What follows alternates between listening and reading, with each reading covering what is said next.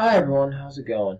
I wanted to make a video today just further elaborating on proportions and giving more insight and examples of when we use proportions and just how the connections it might make to what we've seen so far and what we're going to see, since I know we've been looking at this over the past couple of days and the past couple of weeks, either with defining proportions, given a couple of examples when it's used, such as the flagpole and the shadow problem.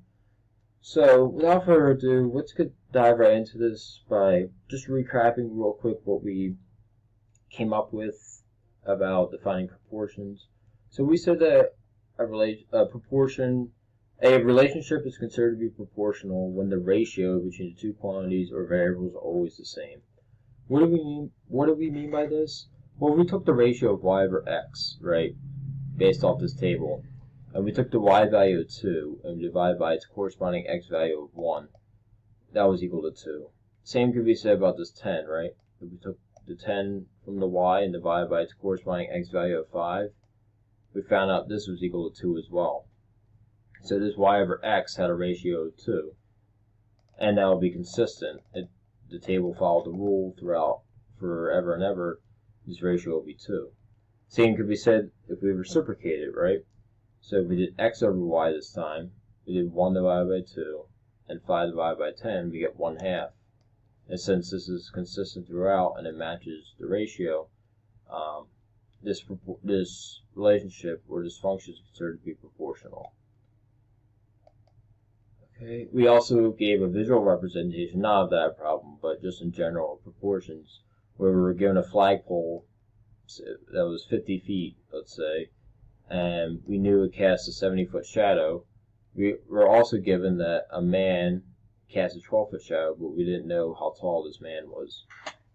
But we were able to conclude that if we use proportions, we might be able to find out how tall this man was. So we create a ratio to represent this triangle, very similar to the other one the previous example of y over x, where we took this 50 and divided by 70.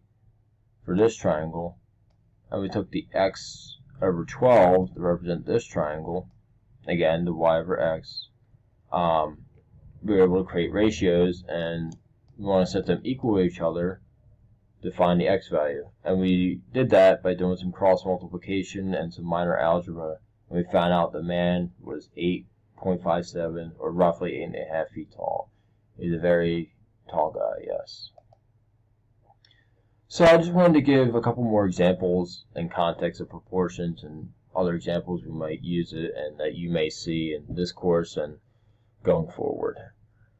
So one of these examples involves word problems. This is probably the most common form you'll see proportions. And so right here we have this word problem of Tom. He makes 7 basketball shots every 3 hours. How many shots can he make in 10 hours? When you're given a problem like this, it's always important to list what you know and what you don't know. Organize your work so you know what to do, and if you make an error, you know where to correct it. So we know that he makes 7 basketball shots every 3 hours, right? And we know that in 10 hours, he'll make a certain amount of shots. Let's represent this how many right here as x. Okay, so he's going to make an x amount of shots. We don't know what it is. That's what we're trying to solve for in 10 hours. So if we wanted to make a ratio that represents this right here, the basketballs, we can make a ratio of 7 over x. And if we want to make a relationship or a ratio in terms of the time relationships, we can make a ratio of 3 over 10. Right? Because ratios are represented as fractions usually. And we could solve this x value by cross multiplying. So we did 3 times x and 7 times 10. We get 3x is equal to 7 times 10, which is 70. We divide both sides by 3. And I'm going to use an off-screen calculator real quick. And I get 23.33 repeating. Or in this case, since you can't make 1/3 of a shot, we're going to ignore the decimals and just say x. We're going to round it to the nearest value. So he made 23 shots, the nearest whole value.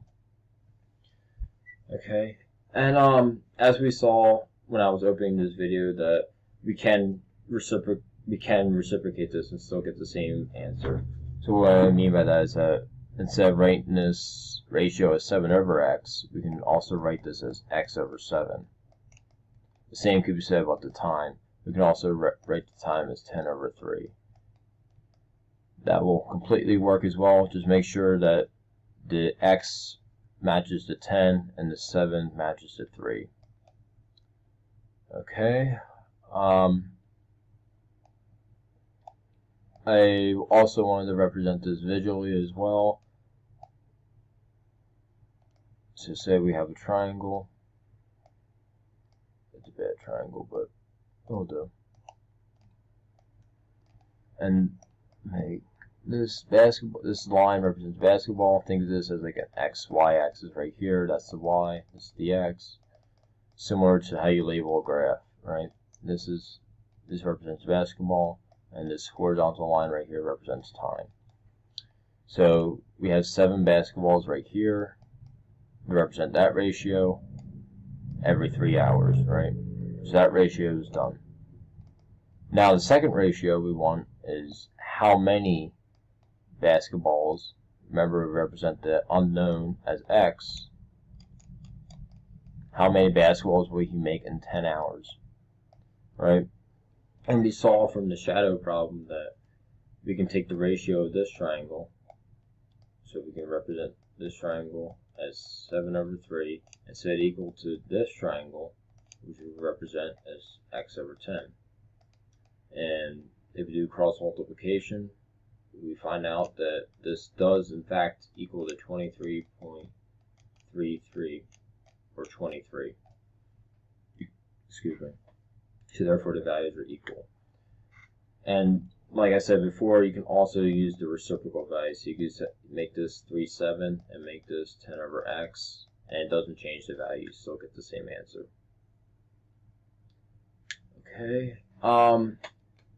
You could also want to pose something to you.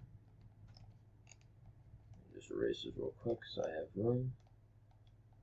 You could also make make 2 triangles, one representing the basketballs and the other representing the time elapses. So if you make this one 7 basketballs over 7 basketball shots, and this one as the x, and you have the 3-hour mark here and 10 hours right here, represent the 3 hours and the 10 hours, right? Yet this triangle represents basketballs, and this triangle represents time. If you made a proportion or a ratio in expressing these triangles, you would have 7 over x is equal to 3 over 10. And pause the video real quick and see if the answers match up. So do whatever you need to. And hopefully your answers match up, because they do. When you cross multiply and do some algebra, you get 23.33 repeating, or 23. Okay, just always remember that when however you choose to represent these triangles, if you choose this length right here to be 7, the vertical length on this triangle has to be 3, right? Because we represent this vertical length in terms of the basketball. Or sorry, we represent this vertical length as 7, and because the 7 goes with the 3, because for every 3 hours he shoots 7 basketballs, and this x has to correspond to 10, because in 10 hours he's going to shoot 23, or in this case the x amount of basketballs. Okay, so that might be a lot to take in, but it's just a new way of seeing how we can relate proportions in a deeper context. Okay, and so if you wanted to try another example that I'll leave you to do on your own, I'll give you the answer with the next video, or the next time I see you. Just another problem, you could do it. Why don't you try it both ways, visually and just plain computationally, and see if your answers match up. Try it 2 different ways. Try when you get one answer, reciprocate it, and see if you get another way. And yeah, let me know what you think. Thank you for watching this video, and I will see you guys later.